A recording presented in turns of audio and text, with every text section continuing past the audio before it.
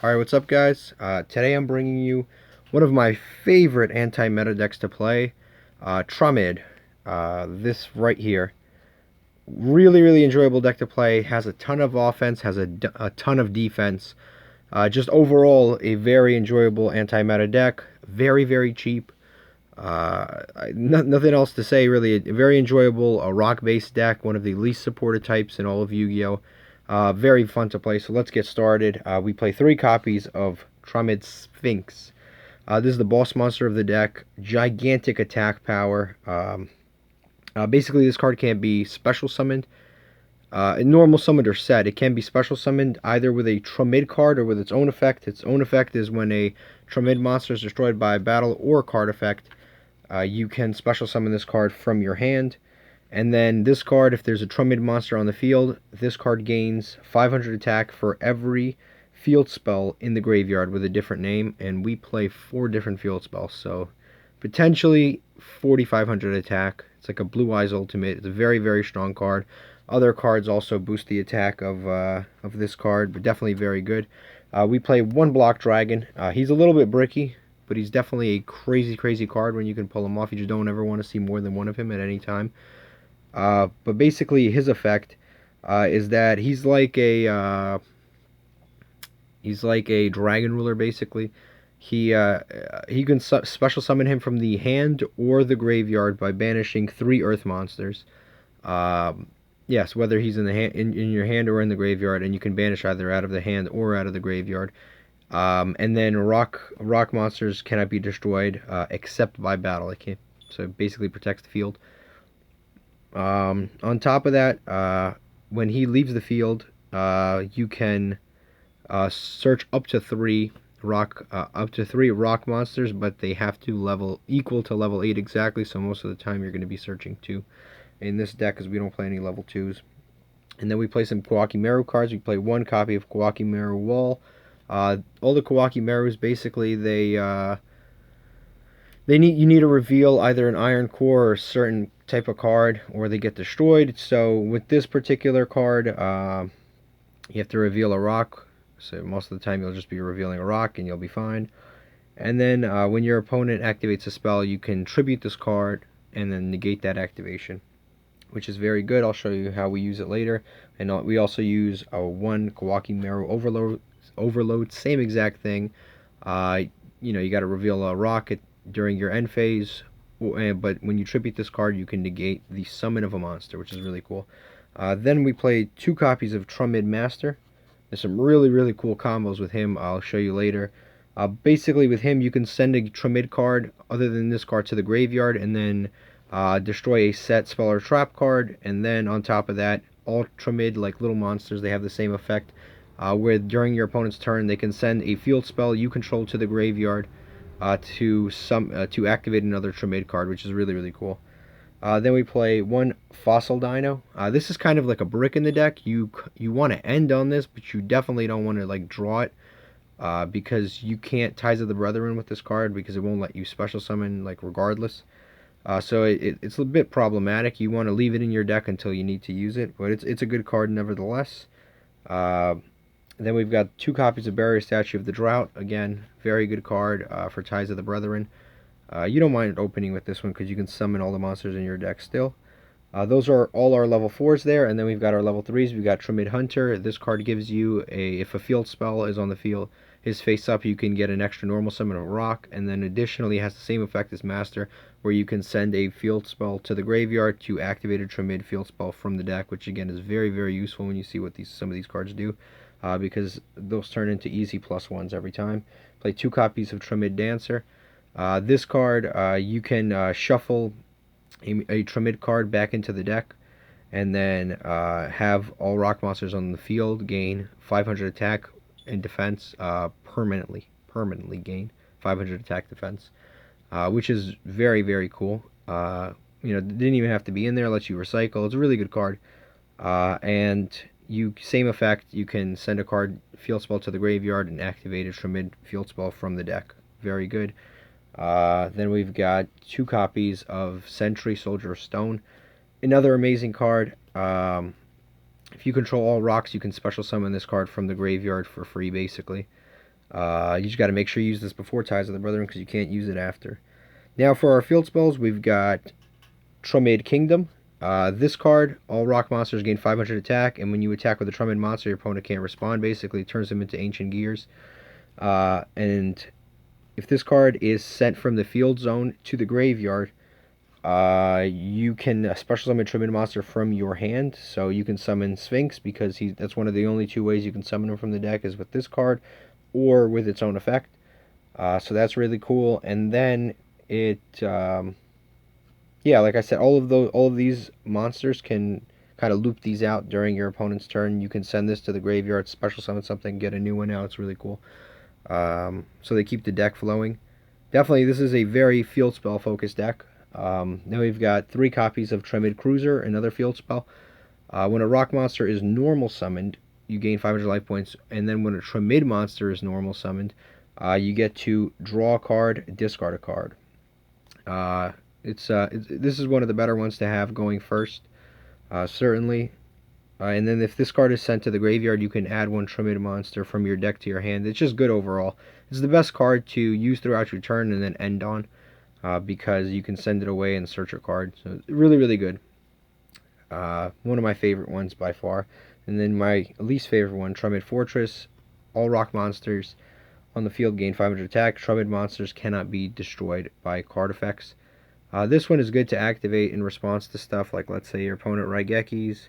You can use one of your quick effects of your other Triamid monster, activate this, and then, Raigeki doesn't kill that stuff on the field, especially Dark Hole at 3, Interrupted Kaiju Slumber at 3.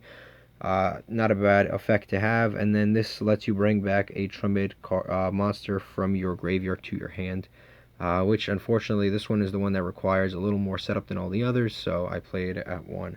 And then we've got 1 copy of Set Rotation. This card was like made for this deck. I'm telling you, this card is like made for this deck. It's amazing in this deck. This plus Master is like a beautiful, beautiful combo. So you have Master down here. You activate Set Rotation. You set a Cruiser to your side of the field and a Kingdom to your opponent's side of the field. So you set this and this.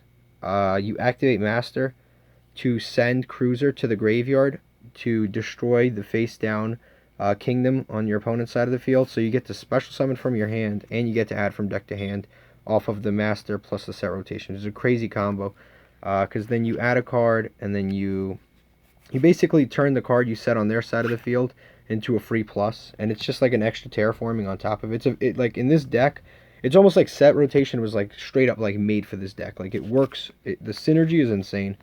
Especially with Master. It's just a beautiful, beautiful combo. Definitely very good in this deck. I honestly would say I don't know if there is another deck where Set Rotation is better. I mean, it's literally like it just has perfect synergy with this deck. Then we play 1 copy of Terraforming because it's limited to 1. 1 copy of Mystic Mind because this is the card that limited our Terraforming, so we're just going to replace it with Terraforming because we play all the other cards and it can sometimes help us going second. This is a very going first deck. We play 2 copies of Diamond Core of Kawaki.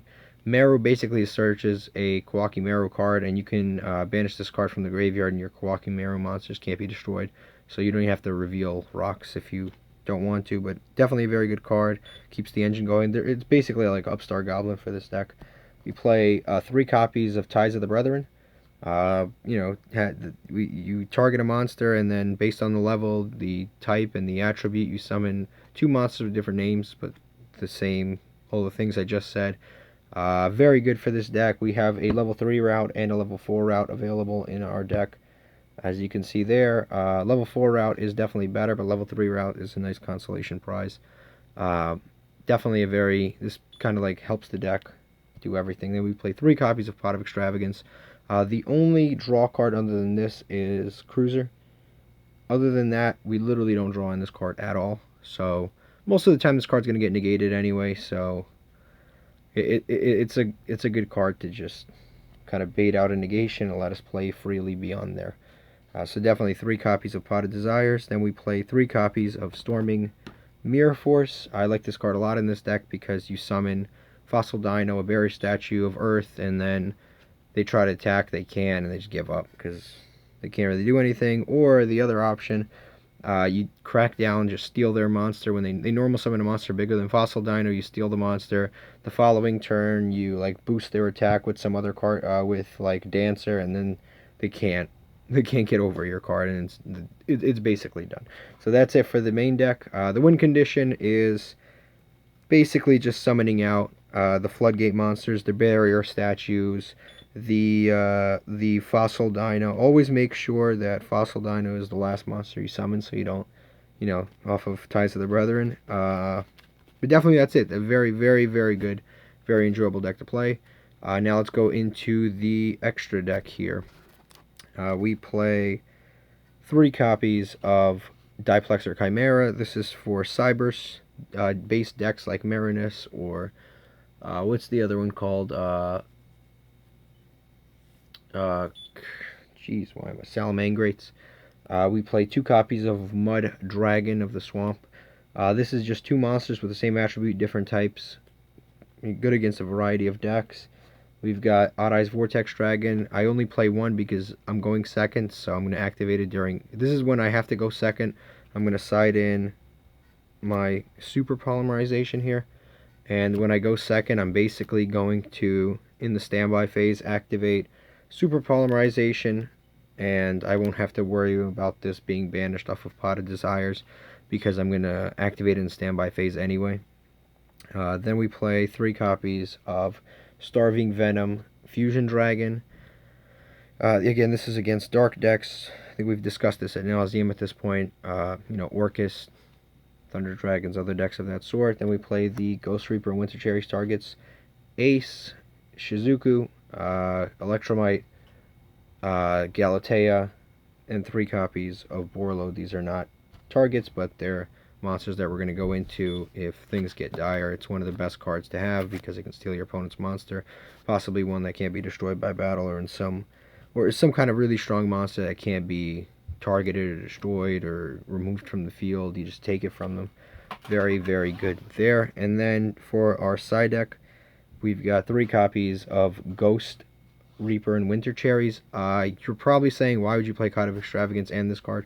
Okay, you activate this during your opponent's turn. You reveal the card you want to banish, which is usually going to be one of these 3, because I think these are some of the stronger decks in the meta, or at least at my locals. But you can make whatever they're playing at your locals. You can use the Cyber Dragon cards. You can do whatever you want, whatever they're playing at your locals. But these are the strongest cards at my locals. So you just reveal one of these and then banish it. And remember, this is only when you know you're going second. You don't side this in otherwise. You just play your if you're going first, just play your regular build. But basically, yeah, you're going second, and then after that, you don't even need that card, because once you get rid of, like, if you're playing Sky Strikers and you get rid of their Shizuku, like, they're just screwed. They have 1 Kagari and they have a Shizuku. Like, what do they, like, they have 0 Shizukus and 1 Kagari. They're pretty much, they really have very little ways of coming back. Then we play 3 copies of Lancia, again, against the decks that banish. 3 copies of Dino Wrestler Pankatrops. This card, this card, basically, you can still special summon even under the Earth Barrier statue, because it is also happens to be an Earth. So if your opponent controls more monster, you can still summon this monster's 2600 attack. Then we've got the 3 copies of Twin Twister against very heavy back row decks, and 3 copies of Super Polymerization, which explains the entire extra deck here. But that is it. This is one of the most enjoyable anti-meta decks to play, I would say. It's got a lot of offense and it's got a lot of defense. You're not just sitting on a bunch of like floodgates. You're not just sitting on a bunch of you're not sitting on a bunch of trap cards and floodgates and stuff like that. Like you actually get to, out of nowhere, just summon a monster that's 4,000, 5,000, 4,500 attack, make it 5,000. You can summon some seriously big monsters in this deck. It's very, very enjoyable to play. Has a lot of offense and defense. Give it a try. Let me know what you think, and thank you for watching.